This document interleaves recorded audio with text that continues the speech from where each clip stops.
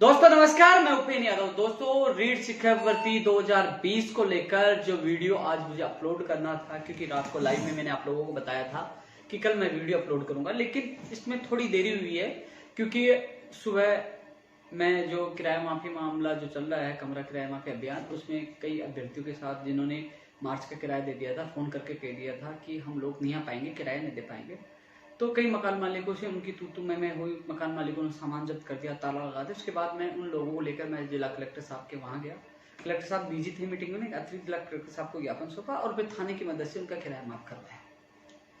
और उसके बाद सीएमओ से बुलावा आ गया। मैं सीएमओ खुद जाकर आज, और विभिन्न भर्तियां जिनकी भर्तियों का परीक्षा परिणाम जारी होना हो और जिनका परिणाम जारी हो गया, चाहे आप वरिष्ठ अध्यापक भर्ती 2018 का मामला हो, एलडीसी भर्ती 2018, संस्कृत विभाग है, यूनानी है, होम्योपैथिक, जो तमाम सैनिक कल्याण बोर्ड है जिनमें नियुक्ति प्रक्रिया रुकी पड़ी है, उनका मामला हो, चाहे सांख्यिकी का मामला हो, तो अलग अलग जो लंबित भर्तियां उनको लेकर, नई भर्तियों को लेकर, उनकी विज्ञप्तियों को लेकर, आवेदन प्रक्रिया पुनः शुरू कराने को लेकर, फर्स्ट ग्रेड और एएन भर्ती उनके परीक्षा का परिणाम हो, तमाम भर्तियों के मामले मैंने आज सीएम सचिव साहब के सामने लिखित में मैं वहां सीएमओ में जाकर आज फिर दे के आया हूँ। दोस्तों प्रयास हम कर सकते हैं, प्रयास में कोई कमी नहीं। मैं खुद जाकर आज मैं लेटर दे के आया। अब मैं चर्चा कर रहा हूँ रीट शिक्षक भर्ती 2020 की। लोगों में असमंजस की स्थिति बनी हुई है। आजकल जो नए कई बेरोजगार आए हैं, जो जिन्होंने बीएड एसटीसी हाल ही में किए हैं, उन लोगों के क्या है कि एक बड़ा अभियान चल रहा है कि दोस्तों मैंने टेलीग्राम का लिंक डाला है, व्हाट्सएप ग्रुप का लिंक डाला है, फेसबुक का डाला है, आप इस ग्रुप में जुड़ जाए, और उन ग्रुप में जोड़कर उनको भ्रमित करने का काम कर रहे हैं। साथियों, वो लोग वही हैं, केवल सस्ती लोकप्रियता चाहते हैं, आपको गुमराह करना चाहते हैं यूट्यूब के माध्यम से या अन्य वेबसाइट के माध्यम से आपसे पैसे कमाने की कोशिश कर रहे हैं। सत्यता आप जानने हो तो सत्यता के लिए हमारा वीडियो देखिए, आपको सच्चाई का पता चलेगा। रीट शिक्षक भर्ती 2020 की तैयारी करने वाले सारे अभ्यर्थी इस वीडियो को जरूर देखें और सत्यता जाने, तथ्यात्मक आर्ट, क्योंकि 2011 और 12 से हमारे संघर्ष की शुरुआत हुई है। मैं तभी की चर्चा कर लूं, 2012 में 39,000 से ज्यादा पदों पे भर्ती कांग्रेस सरकार ने निकाली थी, लेकिन उस समय आरटेट होता था। 31 जुलाई 2011 को पहले पात्रता परीक्षा की गई, राजस्थान अध्यापक पात्रता परीक्षा यानी कि आरटेट की एग्जाम हुई। उसमें 60% सामान्य श्रेणी और ओबीसी पुरुष और जनरल महिला और इनके लिए 50%, फिर 45% और 35 से जो 36% टीएसपी के लिए ऐसे छूट का दायरा रखा गया और 7 साल की वैधता रखी गई। 2 जून 2012 को उसकी एग्जाम हुई।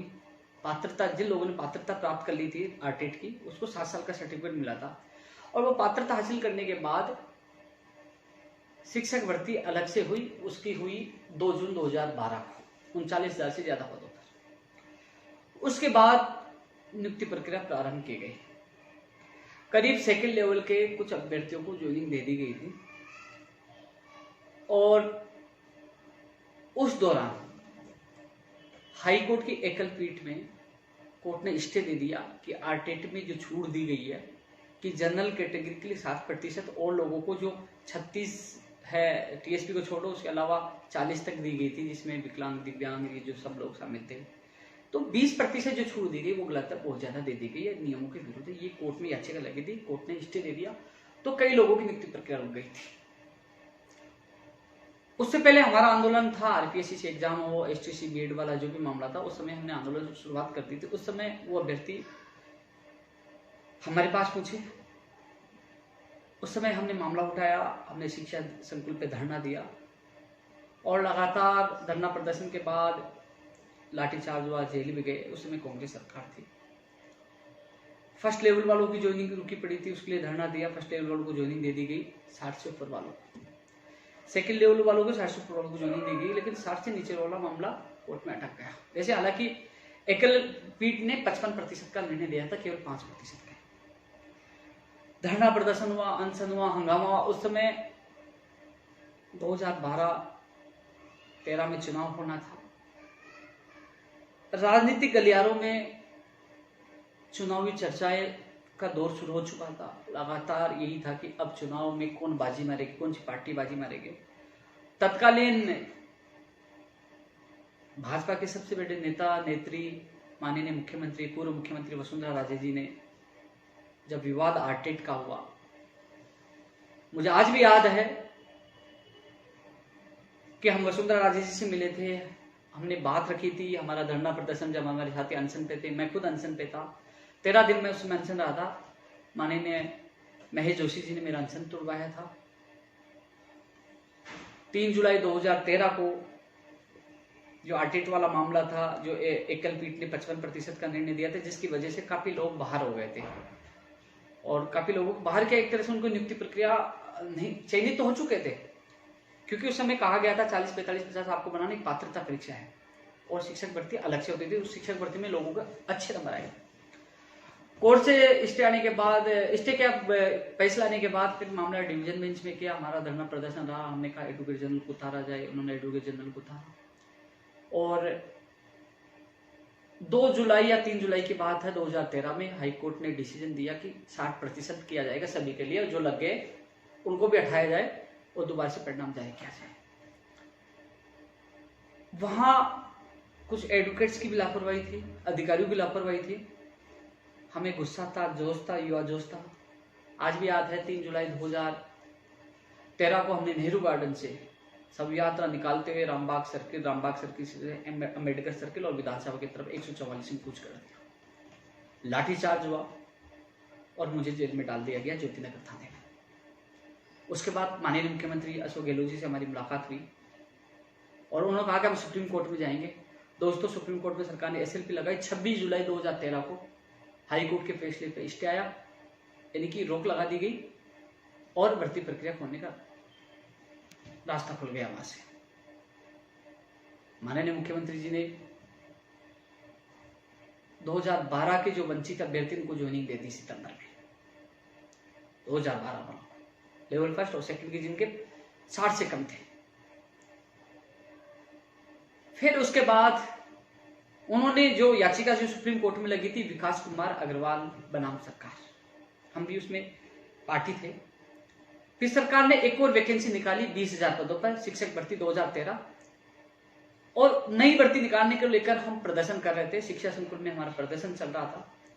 उस दौरान वसुंधरा राजे जी ने घोषणा की कि हमारी सरकार आएगी तो आरटेट खत्म कर देंगे। दोस्तों, उसमें विवाद था आरटेट का। जो आरटेट का जो परिणाम आया था उसमें मात्र 9% जनरल के अभ्यर्थी पास हो पाए थे।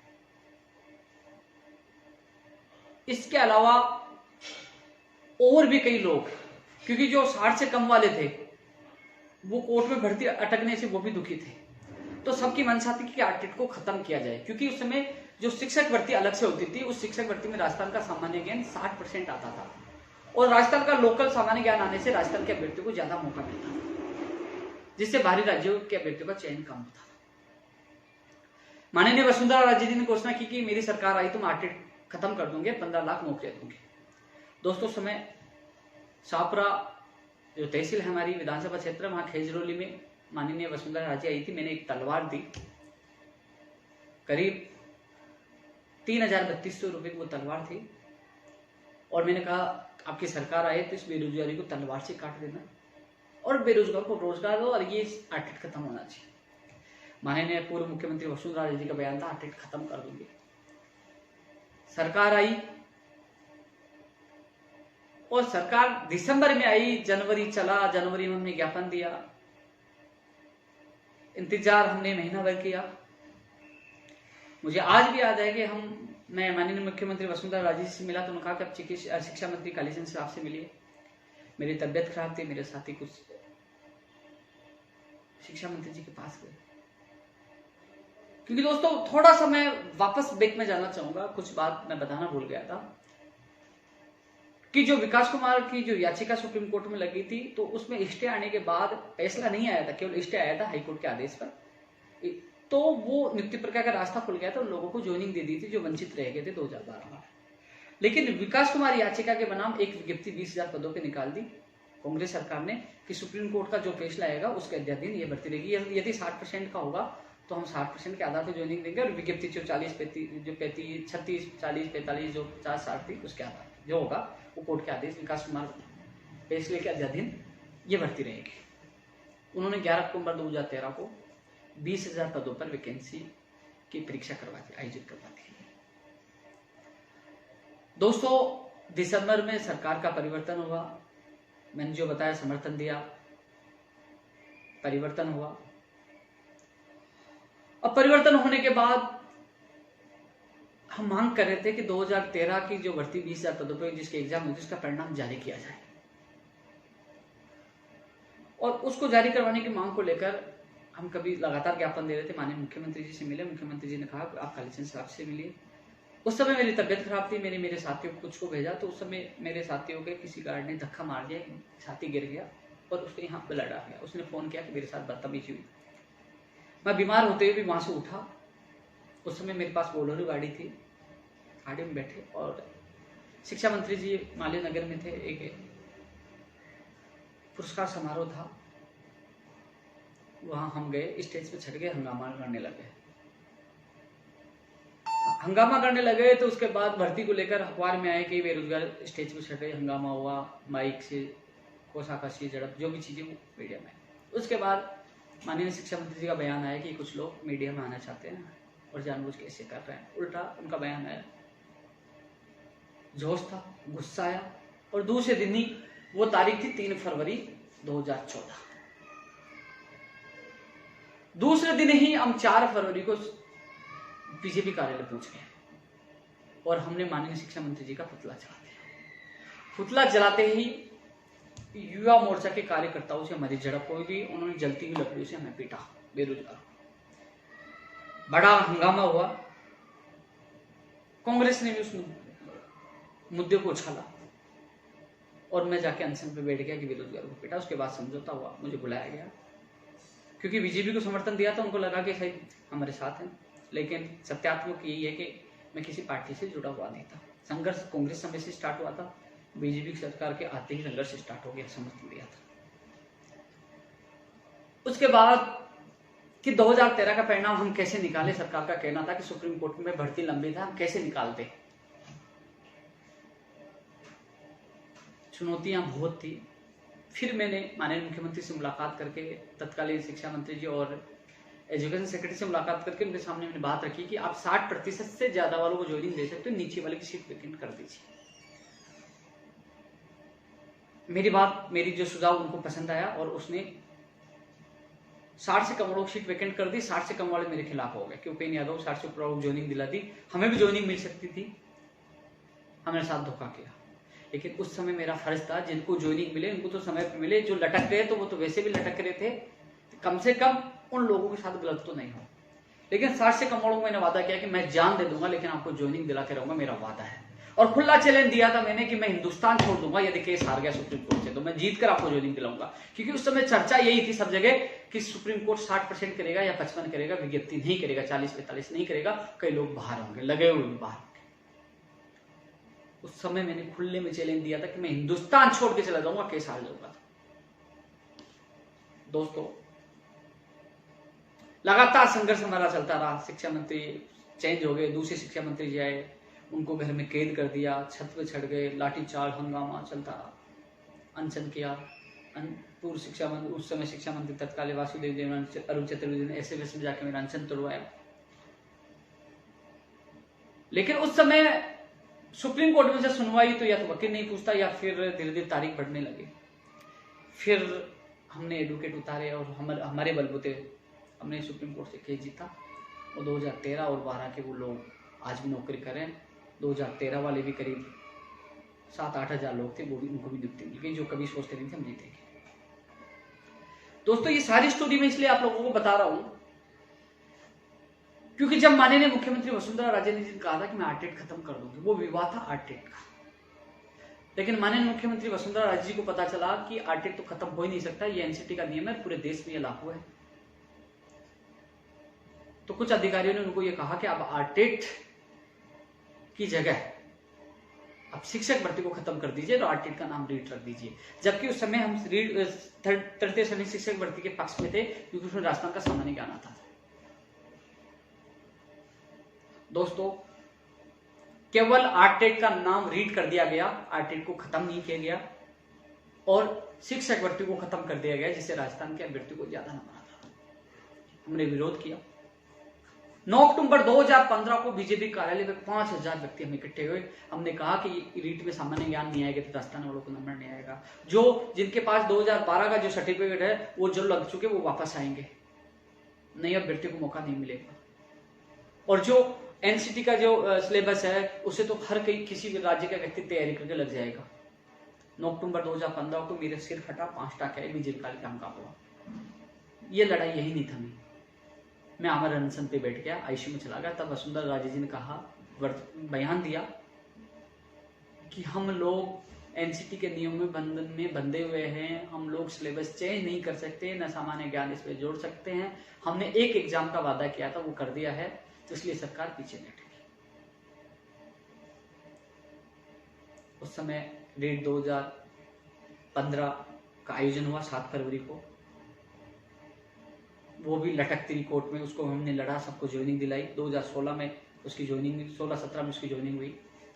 उसके बाद 11 फरवरी 2018 को एक और एग्जाम हुई।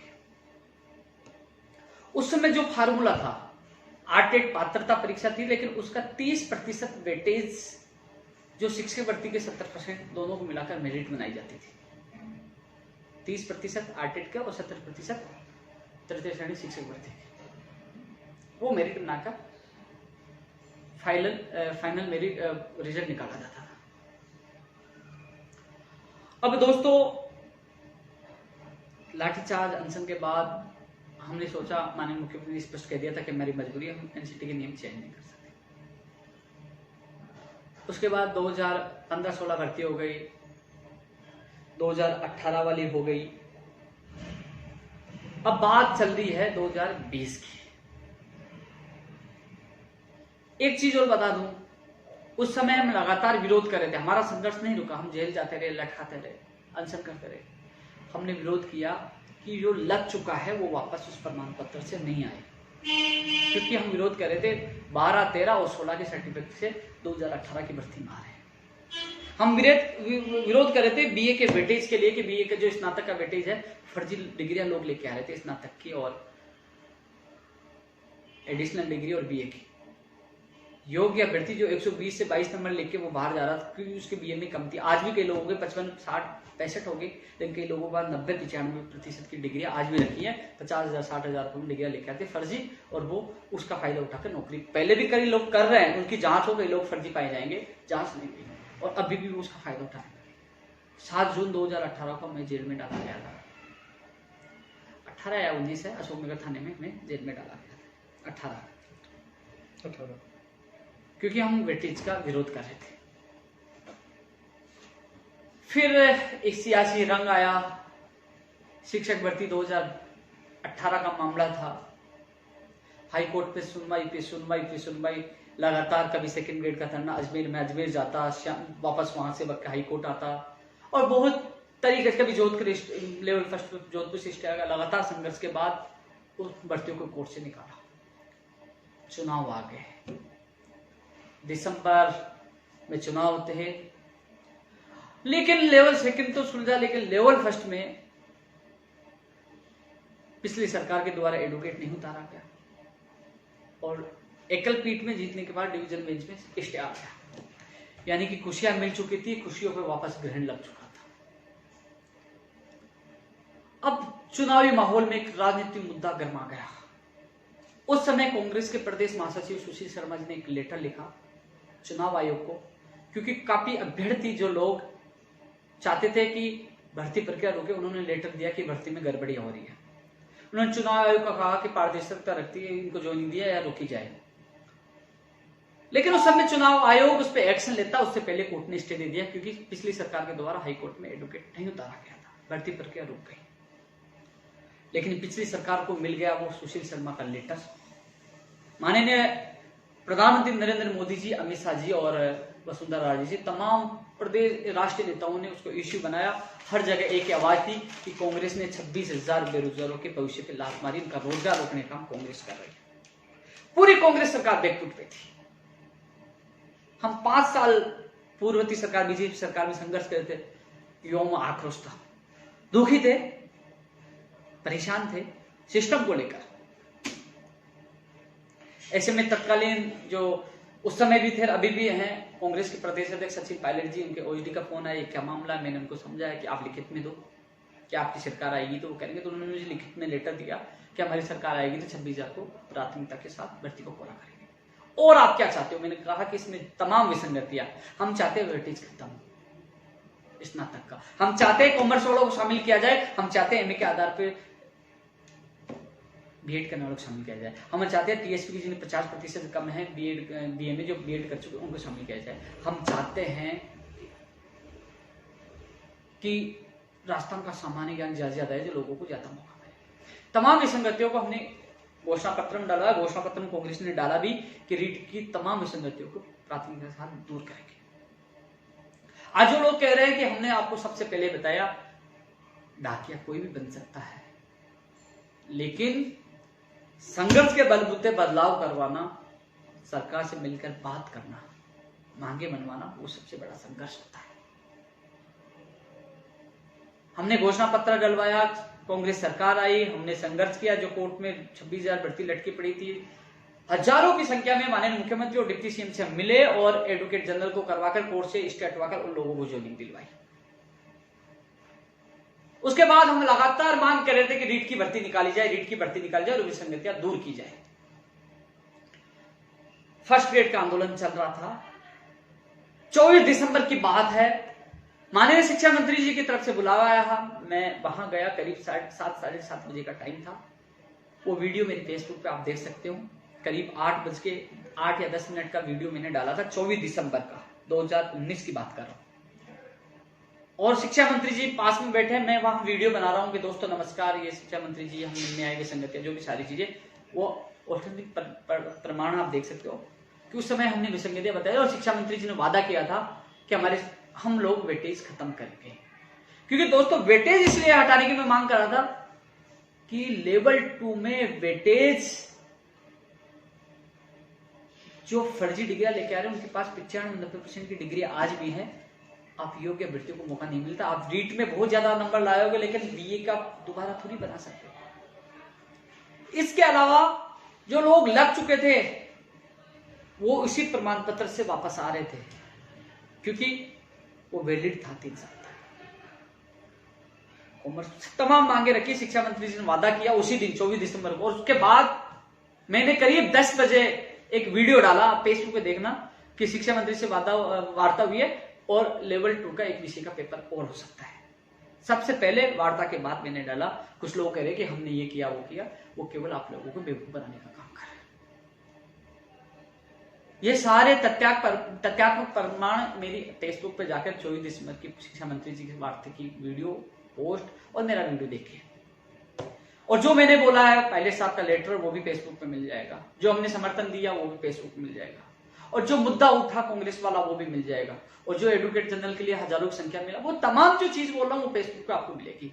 जो संघर्ष की जो बातें कर रहे हैं कि पूर्व शिक्षा मंत्री को हमने उनका घर पे घेराव कर, तमाम चीजें फेसबुक पे मिलेगी। जो हमने संघर्ष किया वो हकीकत आप लोगों को रूबरू करा। अब दोस्तों लगातार मीटिंग हो रही थी, लेकिन जो मीटिंग हुई, जो पिछली मीटिंग हुई, उस मीटिंग में तमाम अधिकारियों से उन्होंने चर्चा की शिक्षा मंत्री जी ने कि जो पहले का जो पैटर्न था 2012-13 में कांग्रेस का, उसमें क्या कमी थी, क्या पैटर्न था। अधिकारियों ने बताया 2 एग्जाम थी, जिला परिषद के द्वारा एग्जाम हुई थी, लेकिन उसमें प्रश्नों को लेकर विवाद हुआ था, अलग अलग जिलों के अलग अलग मेरिट थी, तो कई विवाद हुए थे। तो उन्होंने कहा कि हम 2 एग्जाम करवाएं या एक ही एग्जाम करवाएं, तो वेटेज कितना रखें, बीए का वेटेज हटाएं कि नहीं हटाएं, कॉमर्स वालों को कैसे शामिल किया जाए, एमए का आधार के बेटों को कैसे शामिल किया जाए, तमाम इश्यू पर चर्चा हुई। और लास्ट में कहा कि आप नोट बना के लाइए और फाइनल वही किया जाएगा। तो अब आपके लिए अच्छी खबर यह है कि नोट लगभग तैयार हो चुका है। अब शिक्षा मंत्री जी की मीटिंग का इंतजार है। एक बार शिक्षा मंत्री जी अधिकारियों के साथ मीटिंग लेंगे और वो माननीय मुख्यमंत्री जी से अप्रूवल कह रहे हैं कि वो उनसे भी राय करेंगे, उसके बाद फाइनल होगा। जिन लोगों के दिमाग में गलतफहमी है कि 2 पेपर से उनको नुकसान है, हालांकि मैंने वेटेज स्नातक में हटाने का संघर्ष हमारा था जो कामयाब हो रहा है। सामान्य ज्ञान शामिल करने के लिए मांग हम लगातार कर रहे थे, कॉमर्स के अभ्यर्थियों को मौका दिलाने की मांग हो, विशेष शिक्षकों के पद निकालने की भी मांग कर रहे थे। तो तमाम मांग हम लगातार कर रहे थे। शिक्षा मंत्री जी अपना वादा पूरा करना चाहते हैं। इस चक्कर में बोले कि वेटेज कैसे हटे, स्नातक का फर्जी डिग्री वाले कैसे बाहर हो, तो उस वादे के चक्कर में थोड़ी सी देरी हुई है। तमाम अधिकारियों से राय मांगी है। हो सकता है 2 एग्जाम हो जाए, आरपीएससी या किसी संस्था से सेकंड पेपर का टेस्ट पेपर माध्यमिक शिक्षा बोर्ड से करवा दे। सेकंड पेपर यदि होता है तो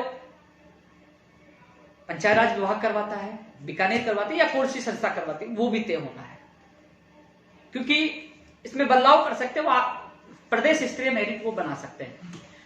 तो दोस्तों 2 एग्जाम भी हो जाए, 95 या 90-10 हो जाए, वो भी हो जाए जो हम मांग कर रहे हैं। लेकिन एक चीज सामने आई थी, यदि हम लोग 2 एग्जाम करेंगे तो वो लेवल 2 का ही नहीं होगा। लेवल फर्स्ट वाले तो ये कई अभ्यर्थी कोर्ट में चले जाएंगे, हम करेंगे तो दोनों ही लेवल की 2 एग्जाम करेंगे। यदि पहले वाला ही पैटर्न लागू करेंगे 2012 और 13 वाला, तो वही 2 एग्जाम होंगे। तो अब फाइनल होना है। हालांकि कई लोगों के दिल में, कई लोग कमेंट करें को उपेंद्र यादव 2 एग्जाम करवाना चाहते हैं, तो उन अभ्यर्थियों को बता दूं, मैं तो 2 एग्जाम नहीं करवाना चाहता। मैं तो चाहता हूं कि वेटेज समाप्त हो। मैं चाहता हूं कॉमर्स एमए के आधार पर बीएड करने वाले और जो टीएसपी के जो अभ्यर्थी सबको राहत मिले। मैं चाहता हूं राजस्थान का सामान्य ज्ञान ज्यादा से ज्यादा है, जो राजस्थान के अभ्यर्थी को ज्यादा मौका मिले। और ये चीजें, सारी चीजें 2 पेपरों में भी संभावना होने पर ही हो सकती है। इसके अलावा वेटेज 95 हो, सामान्य ज्ञान नहीं जुड़ेगा, वेटेज कम हो सकता है। अब कॉमर्स वालों को कैसे शामिल करें, वो भी लीगल ओपिनियन ले रहे हैं। अब एक दिमाग से एक बात निकाल दूं, मान लीजिए 2 एग्जाम हो जाती है, लेवल और फर्स्ट की, सेकंड के, फर्स्ट और सेकंड। पहला फायदा, जो लग चुके हैं वो वापस आते हैं तो उनका प्रमाण पत्र केवल आरटेट एक पात्रता एग्जाम कहलाएगी, जैसे रीट पात्रता होगी तो वो दोबारा नहीं आ सकते, जिससे आपकी भर्ती में वो ज्यादा सीटें खराब नहीं करेंगे, आपका फायदा होगा। दूसरा, राजस्थान का सामान्य ज्ञान ज्यादा आएगा तो आप लोगों को ज्यादा मौका मिलेगा, क्योंकि सेकंड पेपर में 60% राजस्थान का सामान्य ज्ञान। तीसरा, आरटेट होगी 60% होगी तो पढ़ने वाले अभ्यर्थी पहली परीक्षा में पास हो पाएंगे, कचरा छटेगा, योग्य अभ्यर्थियों को दूसरे एग्जाम में मौका मिलेगा। जो एडिशनल डिग्री और जो बीए की डिग्री फर्जी लेके आ रहे हैं उन पर बिल्कुल रोक लग जाएगी, उन पर बिल्कुल रोक लग जाएगी और योग्य अभ्यर्थियों को मौका मिलेगा। कुछ लोगों का यह सवाल है कि इसमें 2 परीक्षा में बहुत टाइम लगेगा। अब कौन सा टाइम कम लग रहा है, एक भर्ती में 2-2, 3-3 साल लग रहे हैं। 2018 वरिष्ठ अध्यापक भर्ती 2020 हो चुके हैं, तो पूरी नहीं हो पाई, जबकि उस समय 2012 वाली भर्ती 2013 में कंप्लीट हो गई थी, 13 में एक और वैकेंसी आ गई थी। वो तो सिस्टम के ऊपर है, सिस्टम को हम सबको मिलकर सुधार करवाना होगा, तो समय पे आरटेट पात्रता होगा, दूसरी एग्जाम हो सकती है। लेकिन दूसरे एग्जाम होने से एक तो राजस्थान का सामान्य ज्ञान 60 से 70% आएगा, जो आपको फायदा होगा। एक फर्जी डिग्री, एडिशनल डिग्रियों पे रोक लगेगी, एक जो लग चुके वो वापस नहीं, आप लोगों के हित में है 2 एग्जाम होती है तो। इसके अलावा मैंने दोनों चीजें रखी है, लेकिन मैंने प्राथमिकता ये दी है कि 90-95 हो, जिससे जल्द समय में एग्जाम हो सके, जल्द समय नियुक्ति प्रक्रिया हो सके। लेकिन मैंने कहा कि वो आपको लगता है असंभव है। उन्होंने कहा कि हम लोग 95 या 95-10 इतना कम वेटेज बीए का स्नातक का करेंगे, कहीं कोर्ट में ना अटक जाए, क्योंकि 30% ज्यादा था, क्योंकि वो 2 भर्तियां हो चुकी है।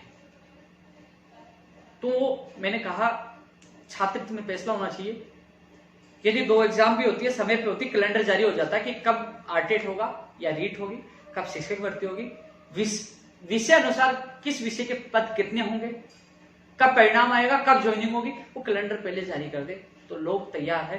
क्योंकि पहले 2 अगस्त का इंतजार कर रहे थे लोग, अब 2 सितंबर का इंतजार कर रहे हैं, और अभी 30 तारीख फिक्स नहीं है। फिक्स होना चाहिए कि इस तारीख को एग्जाम होगा, इतने दिन बाद परिणाम आएगा और इतने दिन बाद आपको ज्वाइनिंग मिलेगी, जिससे बेरोजगार सही दिन से तैयारी कर सके। और हजारों की संख्या में अभी भी पद खाली है, तो 31,000 से पदों की संख्या भी बढ़ाई जाए, ये मांग भी हमने प्राथमिकता के साथ की है। कैलेंडर जारी हो, पैटर्न जारी हो, पदों की संख्या बढ़ाई जाए, तो तमाम विसंगतें उन लोगों को शामिल किया जाए, ये चीजें उनके सामने रखी है। अब एक मीटिंग होने का इंतजार है, उसमें फाइनल हो जाएगा पैटर्न। संभावना है कि 2 एग्जाम भी हो जाए।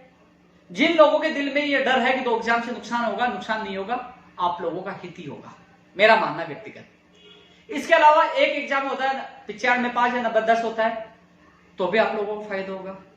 सरकार को तय करना है कि दोनों पैटर्न में कौन सा पैटर्न तय करना है, लेकिन दोनों पैटर्न में आपका फायदा है। नुकसान उसी में था कि जो 70-30 वाला था, वो 70-30 हटेगा। यदि 2 एग्जाम होगी तो लेवल फर्स्ट के भी 2 एग्जाम होंगे, तो लेवल फर्स्ट के अभ्यर्थियों को, लेवल 2 के अभ्यर्थियों को घबराना नहीं चाहिए। 2 एग्जाम हो तो 2 एग्जाम की तैयारी करें, लेकिन हमें सिस्टम को लेकर हम लड़ाई लड़नी होगी, समय पे उसका एग्जाम हो, परिणाम आए, ज्वाइनिंग लिस्ट कैलेंडर जारी हो। इसलिए क्योंकि राजस्थान का सामान्य ज्ञान आएगा तो आपको मौका मिलेगा। आज भी मुझे सीएमओ में बुलाया गया था, आज भी मैं आपकी बात मजबूती से रख के आया हूं, लेकिन सवाल यह है कि कोई चाहता है 2 पेपर हो, कोई चाहता है कि मेरे तो रीट में ज्यादा है, एक ही पेपर हो।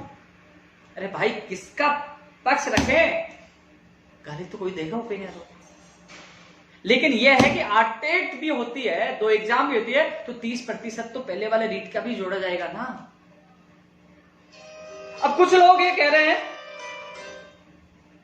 कि 11 फरवरी 2018 को वैधता खत्म हो जाएगी, लेकिन वो ये दावा करते हैं कि कोर्ट में जाके साहब इन्होंने भर्ती करवाई नहीं, एनसीटी का नियम है हर साल वैकेंसी होनी चाहिए।